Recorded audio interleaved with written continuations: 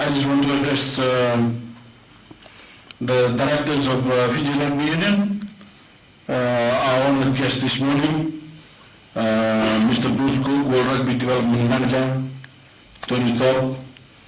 I know Ben is not around and Tandawu is not around, but they will be joining us, I hope, at a later stage, and of course the management of this grand hotel. Then our guest, Bulanaka, ladies and gentlemen. And very good morning to you all, and I welcome you to the 2015 Fiji Rugby Union Development Workshop. As I mentioned, we Fijians know how to show the world what we are made of. We talk about Fiji punching about its own weight in its own class, and I guess it's true. And I talked of nation building, we do the peacekeeping, where we now make a big contribution to world peace. For decades now, we have been providing stability to people who live in areas that are in conflict and could erupt again in conflict in any moment. We have also become a leader among our fellow South Pacific Island states, offering our infrastructure and our experience for the common good. And of course, we take a backseat to no country in tourism and hospitality, where we are known for quality and variety. And of course there is rugby, as I have mentioned, and the reason why we are all here. We all know it, and people who couldn't tell the first thing about Fiji, about Fijian culture or politics, or even place Fiji on the map, they also know it well. Fiji is a world rugby power, especially in sevens. But why only in sevens and not in 15? And that's, I guess, the reason why we're here too. We are always one of the national teams to beat. We are the country that provides world-class players, not only to our own teams, but to teams in other countries as well. All seem to be wonderful with Fiji rugby. Or is it? Are we as powerful as we could be, and as we can be? And more importantly, are we serving the people of Fiji as well as we could? Are we providing enough opportunities to play and excel in rugby and to all the people? This question, of course, has significance beyond the playing field itself. It goes far beyond the cheers of the crowd and the social status that comes with being a star athlete, both at national level or the village level. Everyone in this room knows the deeper social value of sport, and of course, in our case, this morning in rugby.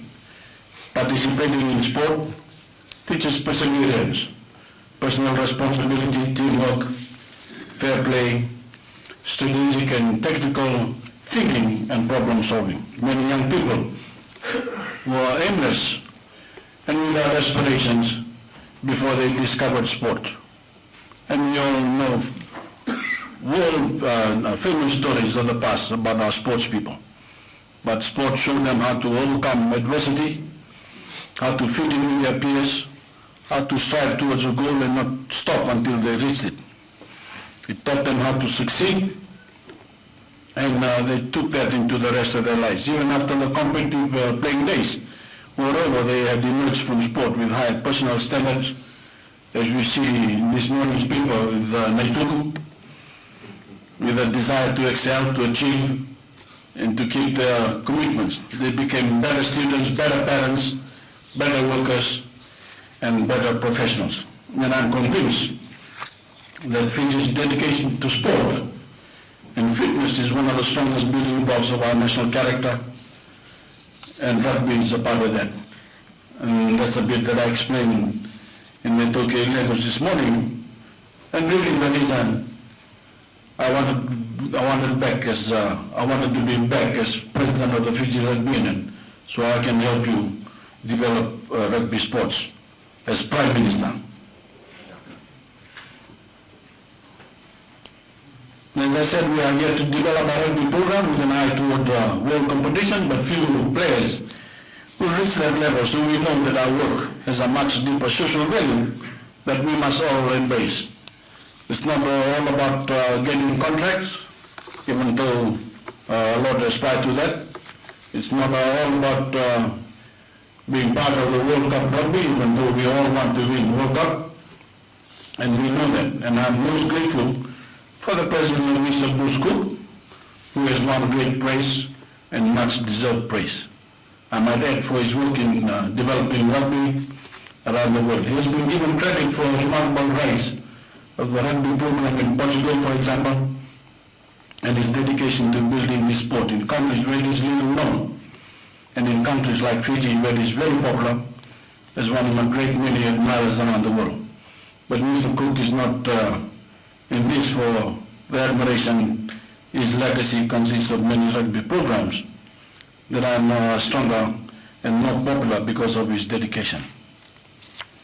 As I have said, we have more than 65,000 registered players in Fiji, from Kati to the elite. But most of our energy, our attention and our financial support are aimed at the few elite, including our local provincial unions, as I've also mentioned in the Tokay language. Workshops such as this one should provide us with ideas and guidelines on how to develop the 65,000 players who play rugby for the sheer joy of the sport, for the camaraderie of the competition, or just to stay fit and healthy. That is one of the reasons why we are here as part of leading rugby, and also to stay fit and healthy. Leading Rugby is a program initiated by World Rugby to help unions with governance, with administration, participation, high performance, women's rugby, and finance.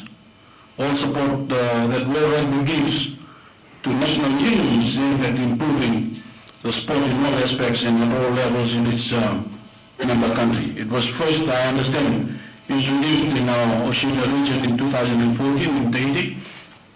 And Fiji is the first country in the region to take that drive, that level of service throughout the country with its first ever rugby development workshop. Through this, we empower the provincial unions and local programs to develop and grow. So I thank the new board for this initiative. Provincial union leaders are the ones who eventually will take our Fijian brand of rugby to another level. We are facing England in this year's opening game of the 2015 World Cup Rugby.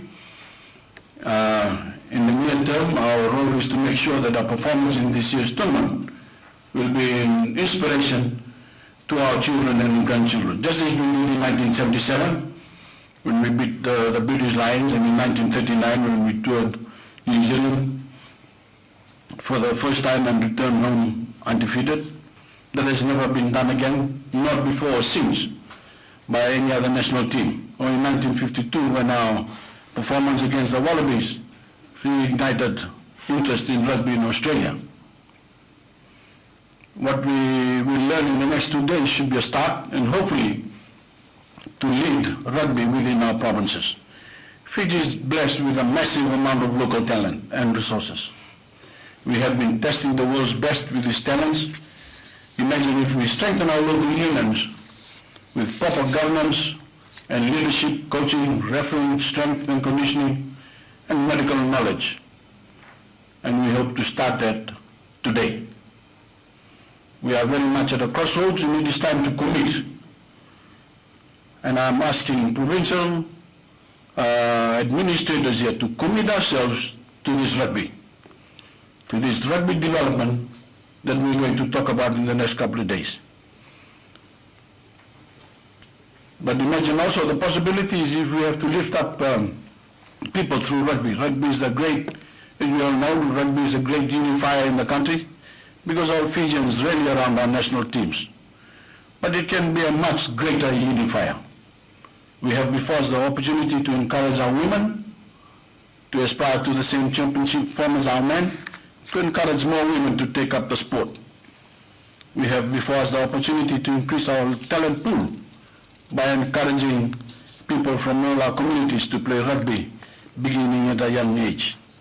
This, in my opinion, is critical because to draw from the largest pool of talent that we can possibly assemble in Fiji and we cannot afford to overlook anyone.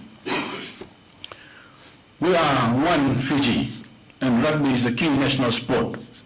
It invites everyone to participate as serious players, casual players, and fans. Sport is a way of transcending differences and creating understanding. Our rugby is no different. On the way to world supremacy for Fiji, rugby can also bring us together as a nation, as it has always done. My fellow members of the Fiji Rugby Union, I wish you well in this workshop. I urge you to take what you learn here back to your communities to become even more energetic apostles for rugby than you are now, and work from the grassroots on up to cement Fiji permanently as a rugby world power across all divisions. And I just want to, again, just remind you of what